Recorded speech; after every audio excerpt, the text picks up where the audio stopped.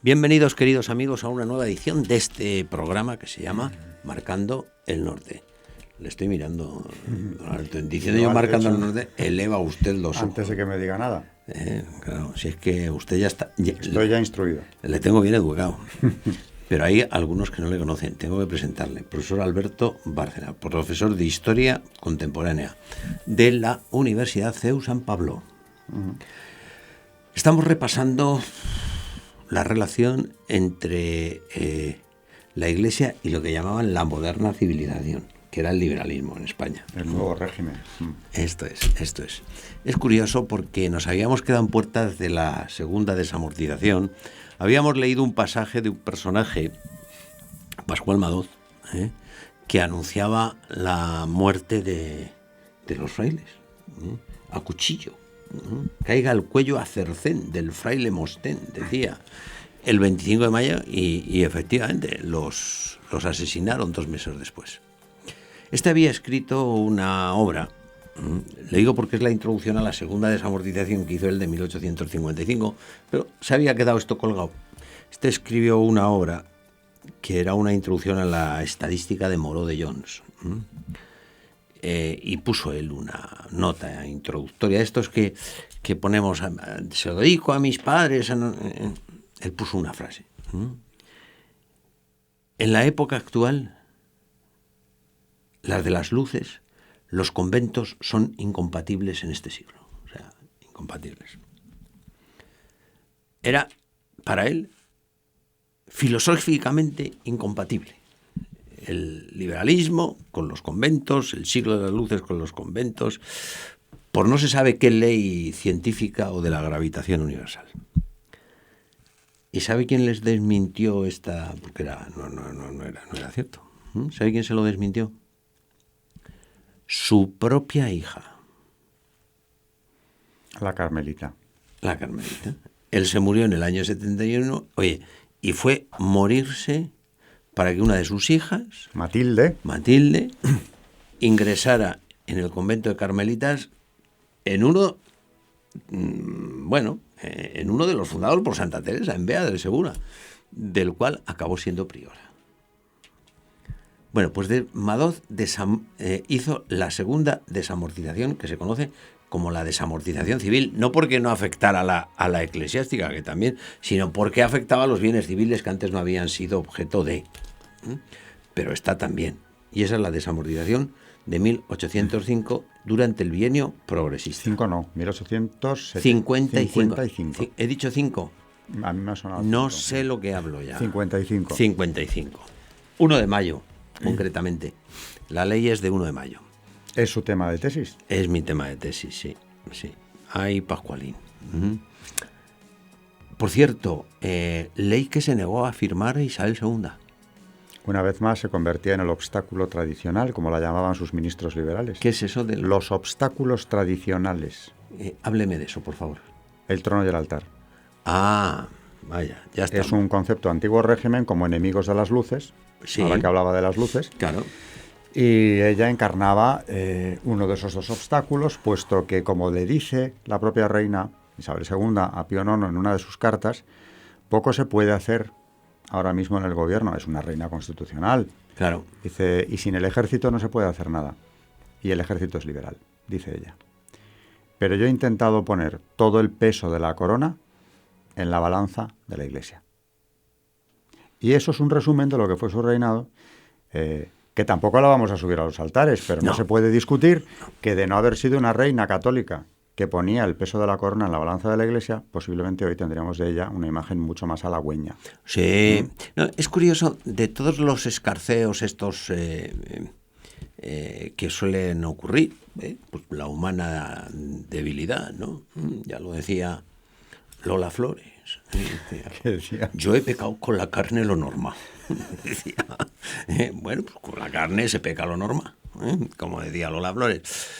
Pero si el rey es de los tuyos, eso es una cosa simpática, se le dispone. Hubiera sido una mujer de espíritu libre, progresista, seguramente, pero desprejuiciada. Pero, como no dice, una guarra, una furcia. Una zorra, lo peor de lo peor, claro. ¿Qué pasa? Que al final nos han transmitido la imagen de una verdadera degenerada. Cosa que no es cierta, ¿eh? Cosa que tampoco. No es que fuera un ejemplo de castidad, ¿no? No. Pero es cierto que con todos sus fallos... No, y habrá que ver, ¿eh? De lo que dice. No, yo reduzco la cantidad de amoríos una barbaridad. Por ejemplo, yo di un ciclo sobre ella hace años y me decía una señora que venía, no has dicho la verdad, las historias amorosas. Digo, ¿qué verdad? ¿Quién te ha dicho a ti eso? ¿Por qué sabes tú eso? ¿Por qué partes de la base de que tuvo 25 amantes y los hijos son cada uno de un padre? No, tú no sabes eso. Lo que pasa es que lo de Goebbels, una mentira repetida 1000 veces. Vamos a ver, yo no digo que no tuviera sus escarceos, por supuesto, y un matrimonio desgraciadísimo en medio. Ahora, eso pertenece al juicio de Dios. Ahora, que como pues reina... no vea cómo lo utilizan algunos historiadores. Claro, los más progresistas. Los más progresistas, dice, ¿y por qué en otro caso no? Dice...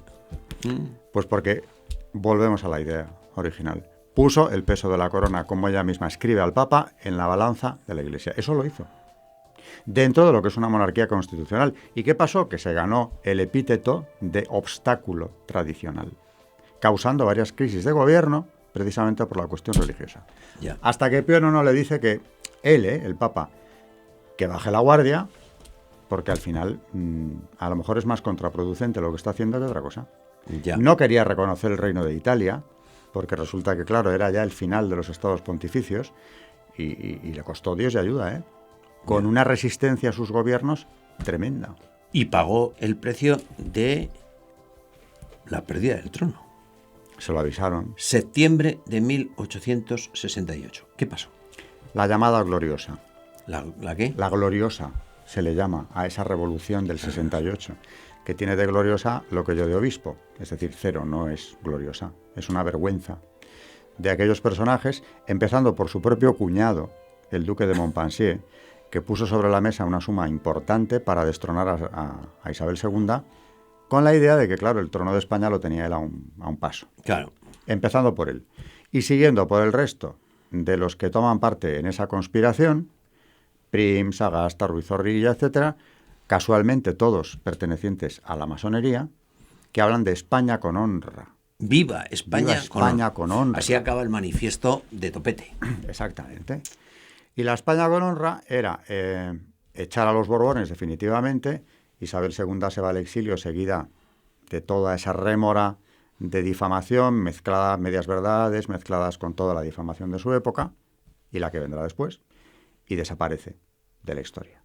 ¿Y qué viene en su lugar? Pues un poder masónico que se busca un nuevo rey, dice Prim, el jamás a los Borbones, jamás, jamás, nunca más. Y claro, descartados. Montpensier pues tampoco consigue el trono, a pesar de la fortuna que puso encima de la mesa. No lo consigue porque comete una torpeza a última hora y mata en un duelo al infante don Enrique. Sí, también. Hermano del rey Francisco, por cierto. No se lució. Yo no creo que lo hubieran dejado ser rey, pues seguramente tampoco, pero bueno, le habían utilizado ya convenientemente. Y Prim, mire usted por dónde, encuentra un rey masón, que es don Amadeo de Saboya. ¡Qué casualidad! Entre los que podían haber venido sin ningún derecho al trono. Bueno, muy remoto, porque los Saboya tenían algún derecho, venían de muchísimo. Se buscó un rey por todas las cortes. Hombre, la guerra franco-prusiana está ya porque uno de esos príncipes, aceptó el trono de España y van a la guerra, Francia y Prusia, por eso, ¿no? Y finalmente Amadeo de Saboya. Don Leopoldo Hohenzollern Sigmaringen. Oleoles y Meligen. Oleoles y Meligen, traducido. Que le llamaron aquí, ¿no? Don Leopoldo Oleoles y Meligen. Y el rey de Prusia le dice, no, déjalo, déjalo estar, porque Francia se ha puesto en esto muy firme, no va a consentir un alemán en el trono de España, en fin, aquello fue una cuestión de muchísimo cuidado. Pero finalmente, y de manera muy oportuna, pues encuentran a un príncipe de la Casa de Saboya que acababa de desposeer al Papa. Bueno, estaba a punto ya de acabar el proceso, porque en 1870 es la ocupación de Roma, y Pío IX, al ver que se está disparando ya en la Porta Pía, dice, no, sangre no. Bueno, y hemos perdido a uno de los personajes que nos ha dado la mano para entender todos estos años en la historia de España, que es Sopartocinio. No, ahora la va a recuperar usted, seguro. En este momento. No, porque si no, no le dejo hablar. Recupérala usted en Guadalajara, que por orden del arzobispo de Toledo, siga usted. Se tiene que ir de España. Eso es. Usted sigue y yo, si se desvía, le... Un sacerdote, gran amigo mío, con el que yo me confieso habitualmente, casi siempre, sí, Un día hablándole de Sor Patrocinio, y es un hombre de cuyo criterio me fío 100%, me pregunta una sola cosa, que sabía poco de ella. A saber. ¿Y la jerarquía? ¿Con ella qué pasaba en relación con Sor Patrocinio? Sí. Yo apoyo siempre. Siempre. Pues ya está. Eso nos da una pauta, ¿no? Sí. Y le puse el ejemplo del primado de España cuando, al producirse la mal llamada Gloriosa, ordena a Sor Patrocinio prácticamente que salga de España. Primado de España, y hay que decir que es su obispo natural, porque Claro. entonces no existe la diócesis de Madrid, sino que Toledo engloba. Engloba. Toda. Y entonces es su obispo. Su obispo. Por eso le puedo decir, salga de ahora mismo. Porque sabe que si no sale, esta vez a lo mejor ya no nos quedamos en un destierro, puede ser algo más grave, pero en cualquier caso va a haber persecución contra ella. Bueno, hay que decir, para los que no conozcan la historia. Claro que algunos no nos habrán visto en programas anteriores. Sí, bueno, no, pero para que vean de qué estamos hablando y de que los temores del arzobispo no eran infundados, que en Aranjuez unos años antes tuvo un atentado con pistola.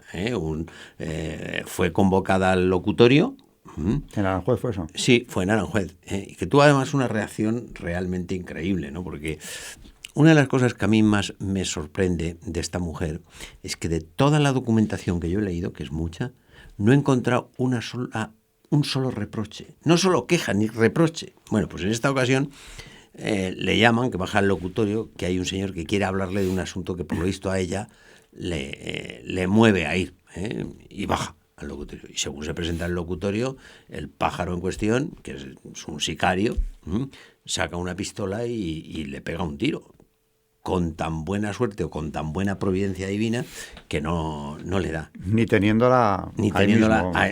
¿Y qué hace Sor Patrocinio? Para que no le cojan y le dé tiempo a escapar, aguanta en el locutorio en lugar de ir a avisar. No, va una hoja, pero si le han disparado, dice, pobrecillo, si es un desgraciado. Bastante lleva él encima.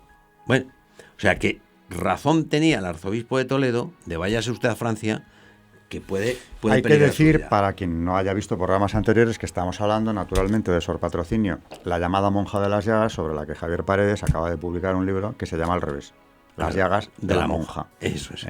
En contradicción con toda la leyenda de Sor Patrocinio, demostrando que efectivamente los carismas que la llevaron a la cárcel, a la persecución, etcétera, eran ciertos. Y hay que partir de ahí. La realidad es mucho más interesante que la ficción, sin duda.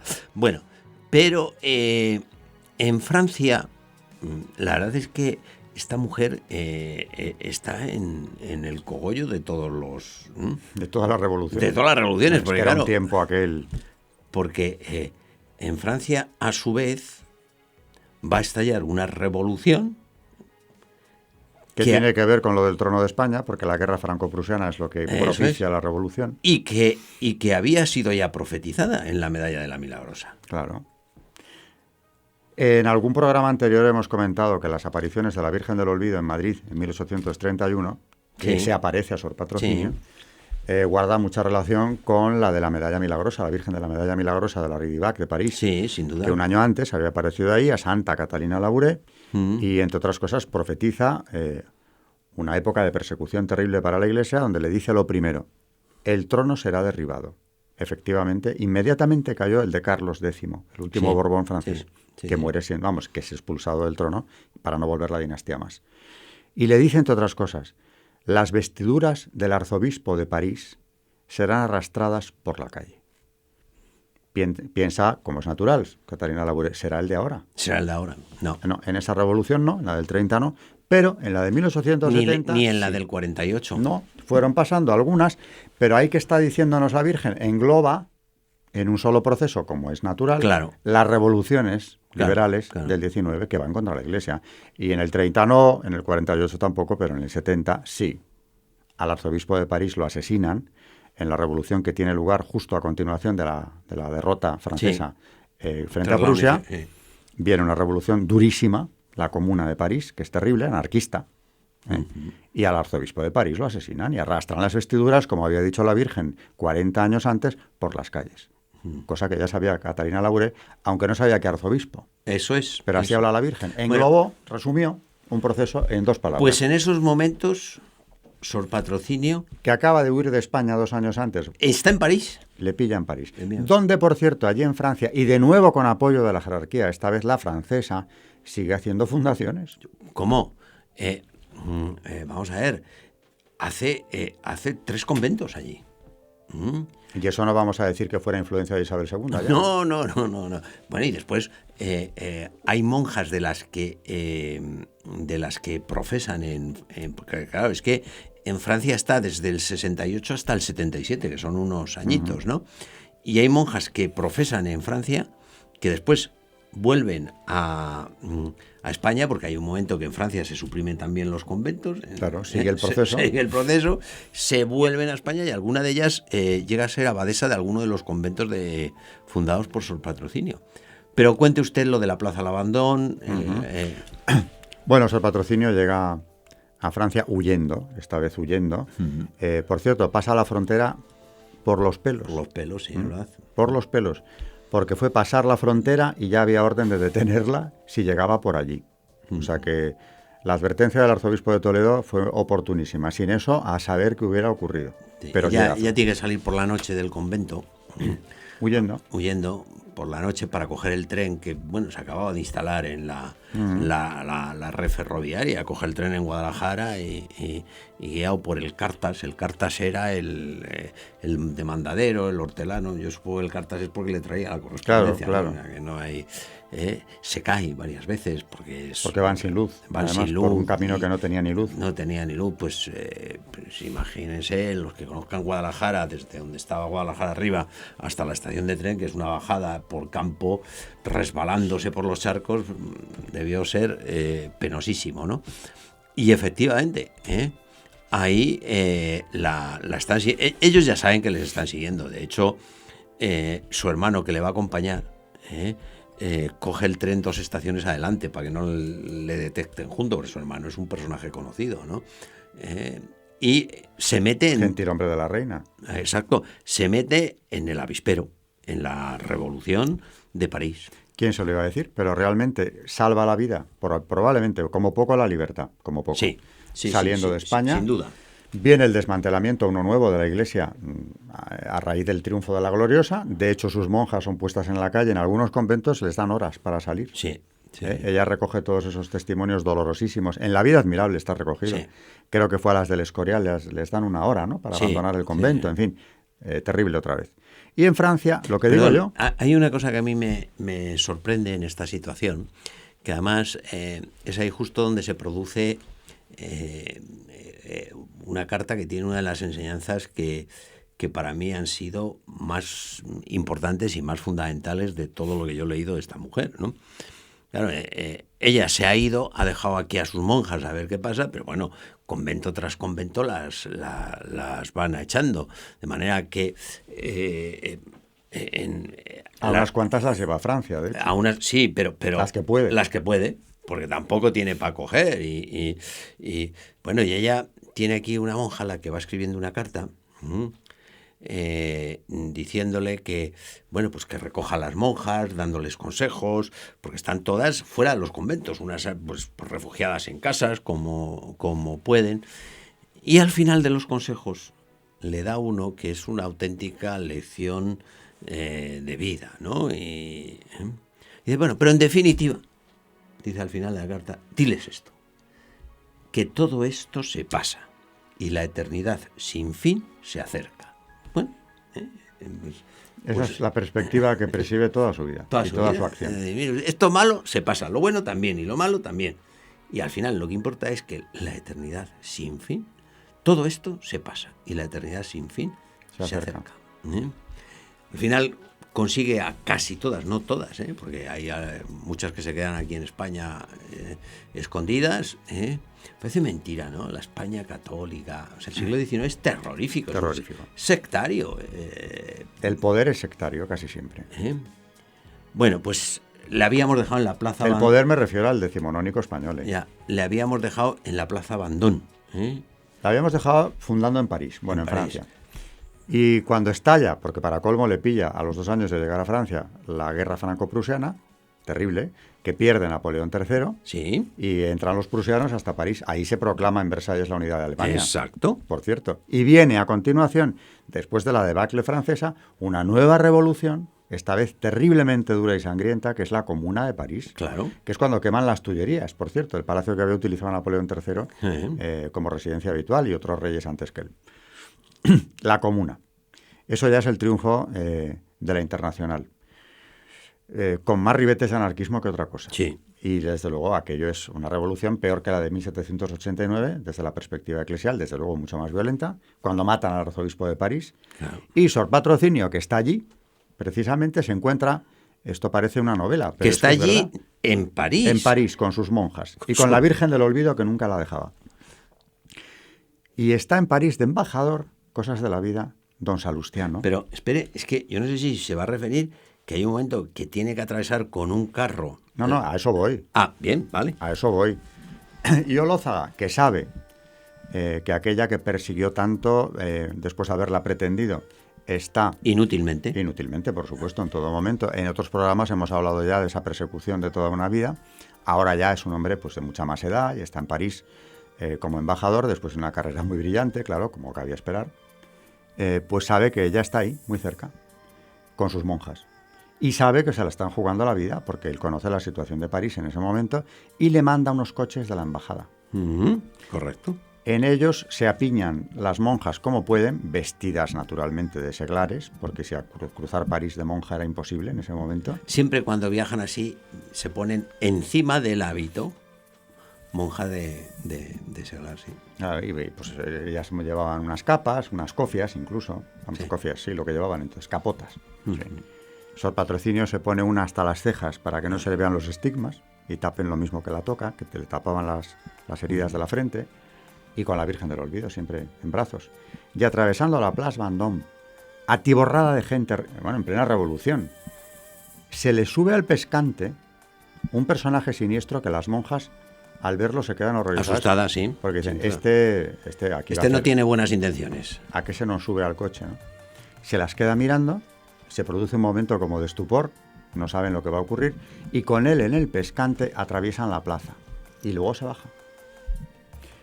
Pasando unos días, las monjas reconocen, por una foto aparecida en la prensa, que ya había fotografía, ¿verdad?, a uno de los responsables de la muerte del arzobispo de París, que estaba a punto de ser asesinado. Este es el que nos acompañó en el coche, En el pescante, atravesando la Plaza Vendôme. ¿Qué le pasó a ese hombre? Hombre, ahí yo creo que hubo otra vez una intervención de la providencia para que no hiciera lo que pensaba hacer, que seguramente no era nada bueno con las monjas. No. Algo notaría en ellas. Pero gracias a Olózaga y a los coches de la Embajada de España, Sor Patrocinio consigue atravesar París y salir de allí en un momento tremendo. O sea, que al final su perseguidor de toda una vida, que tanto daño le había hecho, le salva seguramente la vida in extremis. Y bueno, puede continuar la historia de Sor Patrocinio, que todavía tenía bastante que decir. Sí, no, sí, sin duda. Estamos acabando el programa, nos quedan nada, un par de minutos, muy poquita cosa. Yo no sé si quiere hacer como una síntesis de toda esta serie que hemos hecho de liberalismo contra la Iglesia, sectarismo en el siglo XIX. A ver si logró en tan poco tiempo hacer una síntesis, ¿no? Pero usted es capaz de eso y de mucho más. A ver si me inspira también la providencia, pero realmente es un siglo de persecución. La instalación del nuevo régimen en la Europa occidental es, por supuesto, asentar los principios que se impusieron con la Revolución Francesa, y en materia de religión eso suponía terminar con la Iglesia, especialmente con la Iglesia católica. Las demás confesiones cristianas también muy perjudicadas, pero no era lo mismo. Es un triunfo de la masonería en toda regla, tanto en Francia como en España, aquí con más claridad que en ningún sitio quizá. La Revolución Gloriosa es un triunfo de la masonería, en otras revoluciones aparece siempre. Lo que está claro, a poco que se estudie el tema, es que la persecución religiosa anticatólica acompaña al nuevo régimen a lo largo de todo el siglo XIX. Aquí en programas anteriores hablábamos de la matanza de frailes de 1834 y antes del trienio liberal de 1820. Claro. Siempre que ha habido un triunfo de la Revolución Liberal, ha habido persecución religiosa en España. Y hemos centrado este programa, o esta serie de programas, en una figura histórica que se vio afectada por todas estas persecuciones en España, que es Sor Patrocinio. Al final también viene a conocer la de Francia, porque exiliada de aquí de España, huyendo, se encuentra con la Comuna de París. y una vez más consigue salir indemne. Ahora, el nuevo régimen, yo resumo aquí algo que dije ya en otro programa anterior, viene acompañado de persecución anticristiana, va a estar presente siempre, y claro, hoy en día esta parte se ha ocultado, se ha minimizado su importancia, cuando viene unida a la instalación del liberalismo. Siempre se exaltan los aspectos positivos, los que han triunfado después, pero esa persecución al cristianismo también quiero aprovechar para decir, no va a desaparecer. No. En la Restauración, que es un tiempo ya de pacificación, pues el Partido Liberal va a seguir haciendo esa política anticlerical en la medida de lo que pueda. Sí. Y habíamos pensado hablar de la ley del candado ya en el siglo XX, con el Partido Liberal siempre, ¿no? Que es un partido dirigido por la masonería en España, después ya, mucho más tarde, después del 19, ¿no? Y no nos va a dar tiempo. No, porque... Pero hay una persecución religiosa detrás de todo esto que acaba imponiendo lo que en Francia consiguieron los revolucionarios en el siglo XVIII a finales. Nuestro enemigo es el reloj. Bueno, esta es la síntesis, más o menos, ¿no? Digo que nuestro enemigo es el reloj. Nosotros hacemos planes para... pero el reloj no nos deja, profesor. No nos deja. No nos deja tiempo nada más que para... Vamos, hoy no me queda tiempo nada más que para darle las gracias por haber estado aquí durante esta serie de programas, no solo este, sino todo esto que empezamos haciendo un resumen de su libro de la Vendée. La guerra de la Vendée, que se titula Una cruzada en la revolución. Bueno, y después hemos seguido diciendo que eso que ocurre en Francia llega se aquí, traspasa a España, y hemos cogido la vida de Sor Patrocinio, que se puede seguir. Y tenemos su libro, Las llagas de la monja, también. Los dos están en la misma editorial, con lo San cual... Román, para quien lo quiera ver. Exacto. Pero uno viene a ser continuación del otro. Profesor, En la misma dirección. muchísimas gracias por su presencia, por su sabiduría, por lo bien que se explica. Y a ustedes, queridos telespectadores, muchas gracias por haber estado con nosotros. Decirles que nos vamos a poner a trabajar para que dentro de pocos días les ofrezcamos una nueva edición de este programa que se llama Marcando el Norte.